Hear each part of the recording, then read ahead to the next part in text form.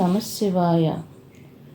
పోలి స్వర్గం కథ చెప్పుకుందాం. అనగనగా ఒక చాకలి, దానికి 4 కొడుకులు 4 కోడళ్ళు కలరు.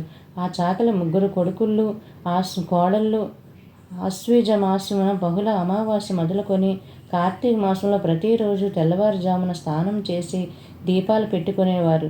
ఈ విధంగా నెల రోజులు చేసి తరువాత కార్తీక బహుళ అమావాస్య నాడు తెల్లవారుజామున లేచి కడచర కోడలతో, మేము స్నానంకి వెళుచున్నాము, మేము వచ్చే వరకు ఇంటి వద్ద జాగ్రత్తగా ఉండవలెను అని చెప్పి చాకలి 3 కోడళ్లను స్నానంకి తీసుకువెళ్ళెను.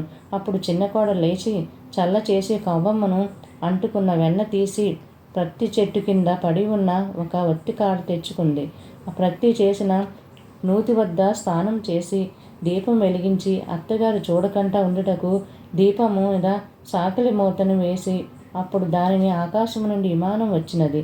ఆ చిన్నది విమానం వైపు బొందితో కూడా స్వర్గమునకు వెళ్ళుచుండెను.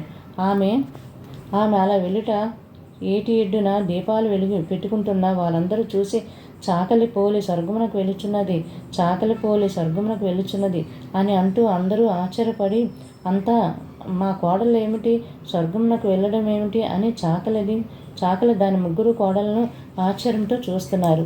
అది చూసి ఆ 4 విమానం మీద వెలుచున్న చిన్న కోడలు కాలు పట్టుకొని, అప్పుడు విష్ణుమూర్తి వచ్చి, నీవు ఈ కోడల్ని విడిచిపెట్టి మిగిలిన 3 కోడలను తీసుకొని వెళ్ళి శ్రద్ధ లేకుండా భక్తి లేకుండా దీపం పెట్టుకున్నావు. ఈమె శ్రద్ధ భక్తులతో పెట్టుకుంది కాబట్టి దీనికి బొందితో స్వర్గమునకు తీసుకుని వెళ్తిమి. నీవు అడవుల పాలై సొమ్ము అన్ని పొమ్ము అని శాపం పెట్టి వెళ్ళిపోయాను. ఈ కథ చెప్పుకొని అక్షింతలు వేసుకోవలను. దీనికి ఉద్యాపన లేదు. ఓం నమఃశివాయ. ఎవరైతే భక్తితో పరమేశ్వరుని ఆరాధన చేస్తారో వారికి మాత్రమే మోక్షం కలుగుతుందని చెప్పడానికి ఈ పోలిపాడ్యమి స్వర్గం వ్రత కథ మనకు ప్రధానంగా నిలబడుతుంది.